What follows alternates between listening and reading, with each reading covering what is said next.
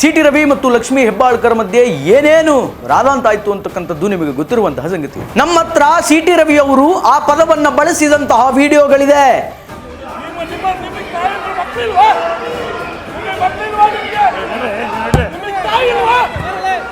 ವಿಡಿಯೋಗಳಾಗಲಿ ಅಥವಾ ಆಡಿಯೋಗಳಾಗಲಿ ಅದು ಪರಿಗಣನೆಗೆ ಬರಲ್ಲ. ಆದರೆ ಈಗ CID ಸಿ.ಟಿ. ರವಿಗೆ ಒಂದು ಶಾಕ್ ಅನ್ನು ಕೊಡಲಿಕ್ಕೆ ತಯಾರಾಗಿದೆ. ಒಂದಲ್ಲ ಎರಡಲ್ಲ ರೀ, 7 ಬಾರಿ 7 ಟೈಮ್ಸ್ ಆ ಪದವನ್ನ ಉಚ್ಚಾರಣೆ ಮಾಡಿದ್ದಾರೆ. ಗೌರ್ಮೆಂಟ್ ಕ್ಯಾಮ್ರಾದಲ್ಲಿ ರೆಕಾರ್ಡ್ ಅಂತಹ ವಿಡಿಯೋನೇ ಕೊಡೋಣ. ಲಕ್ಷ್ಮೀ ಹೆಬ್ಬಾಳ್ಕರ್ ಅವರಿಗೆ ಸಿ.ಟಿ. ರವಿ ಅವರು ಈ ಪದವನ್ನ ಬಳಸಿದ್ದಾರೆ ಅಂತ ಹೇಳಿ CID ಹೇಳ್ತಾ ಇದೆ.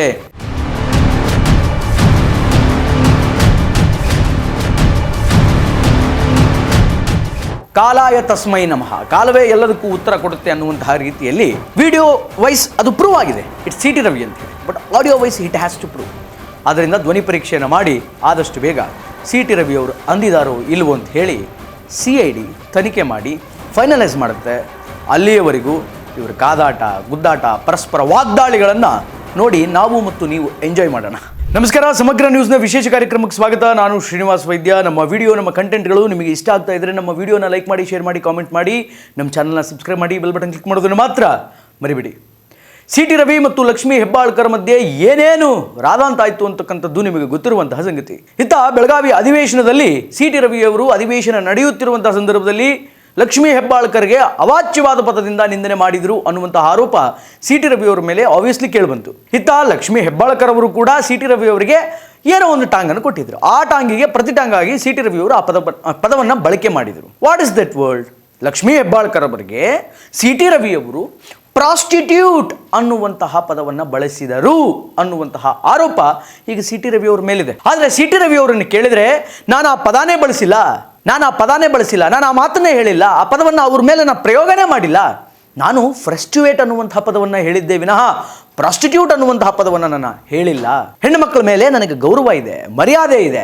ಆದ್ದರಿಂದ ನಾನು ಯಾವುದೇ ಕಾರಣಕ್ಕೂ ಕೂಡ ಹೆಣ್ಣನ್ನ ಆ ಪದದಿಂದ ನಿಂದನೆ ಮಾಡಲ್ಲ ಮತ್ತು ಮಾಡಿಲ್ಲ ಅಂತ ಸಿ.ಟಿ. ರವಿ ಅವರು ಹೇಳಿದರು. ಅದಾದ್ಮೇಲೆ ಕಾಂಗ್ರೆಸ್ನವರು ಬಂದು ಸಿ.ಟಿ. ರವಿ ಅವರ ಮೇಲೆ ದಾಳಿ ಮಾಡಕ್ ಬಂದ್ರು. ಸಿ.ಟಿ. ರವಿ ಅವರ ತಲೆಗೆ ಪೆಟ್ಟಾಯಿತು. ದೊಡ್ಡ ಪೊಲಿಟಿಕಲ್ ಡ್ರಾಮಾನೇ ನಡೆದು ಬಿಡ್ತು ಕೆಲ ದಿನಗಳ ಹಿಂದೆ. ಇದು ನಿಮಗೆ ಗೊತ್ತಿರುವಂತಹ ಸಂಗತಿ. ಆದರೆ ಪ್ರೆಸೆಂಟ್ ಡೇ, ಇವತ್ತಿನ ತನಕ ಸಿ.ಟಿ. ರವಿ ಅವರು ಅಂದಿದ್ದು ನಿಜಾನೋ ಸುಳ್ಳೋ ಅಥವಾ ಪ್ರಾಸ್ಟಿಟ್ಯೂಟ್ ಅಂತ ಪದ ಬಳಸಿದ್ದು ಖಾತ್ರಿ ಆಯ್ತೋ ಇಲ್ವೋ ಅನ್ನುವಂತಹ ಅನುಮಾನದಲ್ಲಿಯೇ, ಗೊಂದಲದಲ್ಲಿಯೇ ಅನೇಕ ಜನ ಇದ್ದಾರೆ. ಸಭಾಪತಿಗಳಿಗೆ ಕಂಪ್ಲೇಂಟ್ ಮಾಡಿದ್ರು ಬಸವರಾಜ ಹೊರಟ್ಟಿ ಅವರಿಗೆ, ಸ್ವಾಮಿ ಈ ಬಿಜೆಪಿ ಪಕ್ಷದ ನಾಯಕ ನಮ್ಮ ಪಕ್ಷದ ನಾಯಕಿಯ ಮೇಲೆ ಅಂದ್ರೆ ಲಕ್ಷ್ಮೀ ಹೆಬ್ಬಾಳ್ಕರ್ ಅವರಿಗೆ ಪ್ರಾಸ್ಟಿಟ್ಯೂಟ್ ಅಂತ ಪದ ಬಳಸಿದ್ದಾರೆ, ಕೆಟ್ಟ ಮಾತುಗಳಿಂದ ಆಡಿದ್ದಾರೆ. ಇದು ಈ ಸಭೆಗೆ ಸಂಯೋಜಿತವಾದಂತಹ ವಾತಾವರಣ ಅಲ್ಲ, ಇದು ಲಕ್ಷಣ ಅಲ್ಲ. ಆದ್ರಿಂದ ಅವ್ರನ್ನ ಉಚ್ಚಾಟನೆ ಮಾಡಿ ಹಂಗೆ ಹಿಂಗೆ ಅಂತ ಹೇಳಿ ಸಭಾಪತಿಗಳ ಮುಂದೆ ಕಂಪ್ಲೇಂಟ್ ಮಾಡಿದ್ರು. ಬಟ್ ಸಭಾಪತಿಗಳು ಹೇಳಿದ್ದೇನು ಅಂತಂದ್ರೆ, ನೋಡಿ ಸಿ.ಟಿ. ರವಿ ಅವರು ಆ ಪದವನ್ನ ಆಡಿದ್ದಾರೆ ಅನ್ನುವುದಕ್ಕೆ ಯಾವುದೇ ತರಹದ ವಿಡಿಯೋ ಆಗಲಿ ಆಡಿಯೋ ಆಗಲಿ ನಮ್ಮ ಹತ್ರಕ್ಕಿಲ್ಲ, ಸೋರ್ಸ್ ಇಲ್ಲ. ಸೋರ್ಸ್ ಇಲ್ಲದೆ ನಾವು ಆ ವ್ಯಕ್ತಿಯನ್ನ ಈ ಸಭೆಯಿಂದ ಉಚ್ಚಾಟನೆ ಮಾಡ್ಲಿಕ್ಕೆ ಆಗೋದಿಲ್ಲ ಅಂತ ಹೇಳಿ ಇತ್ತ ಸ್ಪೀಕರ್ ಅವರು ಹೇಳಿದರು. ಅದಕ್ಕೆ ಕಾಂಗ್ರೆಸ್ನವರು ಹೇಳ್ತಾರೆ, ನಮ್ಮ ಹತ್ರ ಸಿ.ಟಿ. ರವಿ ಅವರು ಆ ಪದವನ್ನು ಬಳಸಿದಂತಹ ವಿಡಿಯೋಗಳಿದೆ. ಖಾಸಗಿ ಚಾನಲ್ಗಳು, ಖಾಸಗಿ ವಾಹಿನಿಗಳು ರೆಕಾರ್ಡ್ ಮಾಡಿರುವಂತಹ ವಿಡಿಯೋಗಳು ನಮ್ಮ ಹತ್ರಕ್ಕಿದೆ. ಬೇಕಾದರೆ ಅದನ್ನು ನಾವು ಕೊಡ್ತೀವಿ, ಅದನ್ನು ಸೋರ್ಸ್ ಅಂತ ಪರಿಗಣಿಸಿ ನೀವು ಅವರನ್ನು ಉಚ್ಚಾಟನೆ ಮಾಡಿ ಅಂತಿದ್ದ ಕಾಂಗ್ರೆಸ್ ನಾಯಕರು ಸ್ಪೀಕರ್ ಅವ್ರ ಮೇಲೆ ಪ್ರೆಷರ್ ಹಾಕಕ್ಕೆ ಪ್ರಾರಂಭ ಮಾಡಿದರು. But according to government rules ಕೆಲವು ಸೋರ್ಸ್ಗಳನ್ನು ನಾವು ಪಡೆದುಕೊಳ್ಳಬೇಕು ಅಥವಾ ಅದನ್ನು ಇಟ್ಕೊಂಡೇ ಏನಾದರೂ ಒಂದು ತೀರ್ಪು ಕೊಡಬೇಕು ಅಥವಾ ಯಾರಿಗಾದರೂ ಒಬ್ಬರು ಶಿಕ್ಷೆ ಕೊಡಬೇಕು ಅಂತಂದರೆ ಖಾಸಗಿ ವಾಹಿನಿಗಳ ವಿಡಿಯೋಗಳಾಗಲಿ ಅಥವಾ ಆಡಿಯೋಗಳಾಗಲಿ ಅದು ಪರಿಗಣನೆಗೆ ಬರಲ್ಲ. ಸೊ ಖಾಸಗಿ ವಾಹಿನಿಗಳ ಕ್ಯಾಮ್ರಾದಲ್ಲಿ ಸಿ.ಟಿ. ರವಿಯವರು ಆ ಪದವನ್ನು ಆಡಿದ್ದ ರೆಕಾರ್ಡ್ ಆದರೂ ಕೂಡ ಇಟ್ಸ್ ನಾಟ್ ಯೂಸ್ಫುಲ್, ಅದು ಯೂಸ್ಲೆಸ್ ಆಗೋಗ್ಬಿಡ್ತೀರಿ. ಆದರೆ ಈಗ CID ಸಿ.ಟಿ. ರವಿಗೆ ಒಂದು ಶಾಕನ್ನು ಕೊಡಲಿಕ್ಕೆ ತಯಾರಾಗಿದೆ. ಈ ಪ್ರಕರಣ CID ತನಕ ಹೋಗುತ್ತೆ. ಅಂದರೆ CID ಅವರು ಕಂಡು ಹಿಡಿಬೇಕು ಸಿ.ಟಿ. ರವಿಯವರು ಆ ಪದವನ್ನು ಲಕ್ಷ್ಮೀ ಹೆಬ್ಬಾಳ್ಕರ್ಗೆ ಬಳಸಿದಾರೋ ಇಲ್ವೋ ಅಂತ ಹೇಳಿ. ಸೊ ಆದ್ದರಿಂದ CID ಎಷ್ಟು ಚಾಣಾಕ್ಷತನದಿಂದ ಕೆಲಸ ಮಾಡ್ತು ಅಂತಂದರೆ, ಈ CID ಅವರು ಈ DAPRನ ಸಹಯೋಗದಿಂದ ಸಿ.ಟಿ. ರವಿಯವರು ಆ ಪದವನ್ನು ಆಡಿದ್ದಾರೆ ಅನ್ನುವಂತಹ ವಿಚಾರವನ್ನು ಈಗ ಖಾತ್ರಿಪಡಿಸ್ತು. ಒಂದಲ್ಲ ಎರಡಲ್ಲ ರೀ, 7 ಬಾರಿ 7 ಟೈಮ್ಸ್ ಆ ಪದವನ್ನು ಉಚ್ಚಾರಣೆ ಮಾಡಿದ್ದಾರೆ ಅಂತ ಹೇಳಿ ಈಗ CID ಅವರು ಹೇಳ್ತಾ ಇದ್ದಾರೆ. ಸರಿ ಆಯಿತು, ಖಾಸಗಿ ವಾಹಿನಿಗಳಲ್ಲಿ ರೆಕಾರ್ಡ್ ಆಗಿರುವಂತಹ ಆಡಿಯೋ ವಿಡಿಯೋ ಇದ್ಯಾವುದು ಪರಿಗಣನೆಗೆ ಬರಲ್ವಲ್ಲ, ಗೌರ್ಮೆಂಟ್ ಚಾನಲ್ಗಳಲ್ಲಿ ಪ್ರಸಾರವಾದಂತಹ ವಿಡಿಯೋಗಳನ್ನೇ ಕೊಡೋಣ. ಗೌರ್ಮೆಂಟ್ ಕ್ಯಾಮ್ರಾದಲ್ಲಿ ರೆಕಾರ್ಡ್ ಅಂತಹ ವಿಡಿಯೋನೇ ಕೊಡೋಣ ಅಂತ ಹೇಳಿ ಸರ್ಕಾರಿ ವಾಹಿನಿಯಲ್ಲಿ ಪ್ರಸಾರವಾದಂತಹ ವಿಡಿಯೋಗಳನ್ನು ಮುಂದಿಟ್ಕೊಂಡು ಲಕ್ಷ್ಮೀ ಹೆಬ್ಬಾಳ್ಕರ್ ಅವರಿಗೆ ಸಿ ಟಿ ರವಿಯವರು ಈ ಪದವನ್ನು ಬಳಸಿದ್ದಾರೆ ಅಂತ ಹೇಳಿ CID ಹೇಳ್ತಾ ಇದೆ.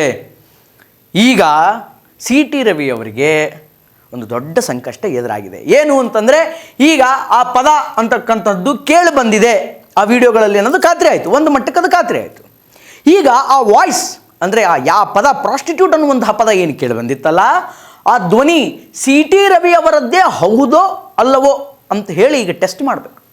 ಟೆಸ್ಟ್ ಮಾಡಿ ಒಂದು ವೇಳೆ ಅದು ಸಿ ಟಿ ರವಿ ಅವರದ್ದೇ ವಾಯ್ಸ್ ಆಗಿದ್ದರೆ ಈ ಕಡೆ ಕೇಸ್ ರಿಜಿಸ್ಟರ್ ಮಾಡಿರುವಂತಹ ಲಕ್ಷ್ಮೀ ಹೆಬ್ಬಾಳ್ಕರ್ ಅವರು, ಅವರ ಅನುಯಾಯಿಗಳು ಏನು ನಿರ್ಣಯ ತಗೋತಾರೋ ಅದಕ್ಕೆ ನ್ಯಾಯಾಧೀಶರು ಏನು ತೀರ್ಪು ಕೊಡ್ತಾರೋ ಅಂತಕ್ಕಂಥದ್ದನ್ನು ಕಾದು ನೋಡಬೇಕು.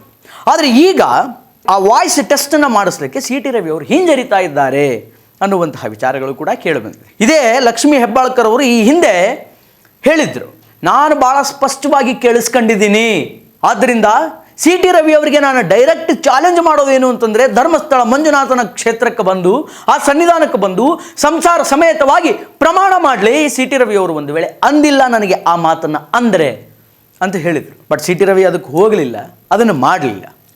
ಆದರೆ ಈಗ ಕಾಲಾಯ ತಸ್ಮೈ ನಮಃ, ಕಾಲವೇ ಎಲ್ಲದಕ್ಕೂ ಉತ್ತರ ಕೊಡುತ್ತೆ ಅನ್ನುವಂತಹ ರೀತಿಯಲ್ಲಿ ಈ ಒಂದು ವಿಷಯ ಈಗ ಬಾಹಿರಾಗಿದೆ. ಅಂದರೆ ಒಂದಲ್ಲ ಎರಡಲ್ಲ 7 ಬಾರಿ ಆ ಪದವನ್ನು ಸಿ ಟಿ ರವಿಯವರು ಬಳಸಿದ್ದಾರೆ ಅನ್ನುವಂತಹದ್ದು CID ಈಗ ಕಂಡು ಹಿಡಿದಿದೆ. ಆದರೆ ಬಳಸಿದಂತಹ ಆ ವಿಡಿಯೋನಲ್ಲಿ ಏನು ಧ್ವನಿ ಇದೆಯಲ್ಲ ಅದು ಸಿ ಟಿ ರವಿಯವ್ರದ್ದು ಹೌದೋ ಅಲ್ವೋ. ವಿಜುವಲ್ ಇದೆ, ಗೌರ್ಮೆಂಟ್ ಕ್ಯಾಮ್ರಾದಲ್ಲಿ ಗೌರ್ಮೆಂಟ್ ಟಿವಿಯಲ್ಲಿ ಸಿ ಟಿ ರವಿಯವರು ಮಾತಾಡಿರುವಂತಹ ಡಿಸ್ಪ್ಲೇ ವಿಜುವಲ್ ಇದೆ. ವಿಡಿಯೋ ವೈಸ್ ಅದು ಪ್ರೂವ್ ಆಗಿದೆ, ಇಟ್ಸ್ ಸಿ ಟಿ ರವಿ ಅಂತ ಹೇಳಿ. But audio wise it has to prove. ಆದ್ದರಿಂದ ಧ್ವನಿ ಪರೀಕ್ಷೆಯನ್ನು ಮಾಡಿ ಆದಷ್ಟು ಬೇಗ ಸಿ ಟಿ ರವಿಯವರು ಅಂದಿದ್ದಾರೋ ಇಲ್ವೋ ಅಂತ ಹೇಳಿ CID ತನಿಖೆ ಮಾಡಿ ಫೈನಲೈಸ್ ಮಾಡುತ್ತೆ. ಅಲ್ಲಿಯವರೆಗೂ ಇವರ ಕಾದಾಟ, ಗುದ್ದಾಟ, ಪರಸ್ಪರ ವಾಗ್ದಾಳಿಗಳನ್ನು ನೋಡಿ ನಾವು ಮತ್ತು ನೀವು ಎಂಜಾಯ್ ಮಾಡೋಣ. ಒಟ್ಟಾರೆಯಾಗಿ ಇದು ಸಮಗ್ರ ನ್ಯೂಸ್ನ ವಿಶೇಷ. ನಿರಂತರ ಸುದ್ದಿಗಾಗಿ ನೋಡ್ತಾ ಇರಿ ಸಮಗ್ರ ನ್ಯೂಸ್, ನೇರ ನುಡಿ. ನಮಸ್ಕಾರ.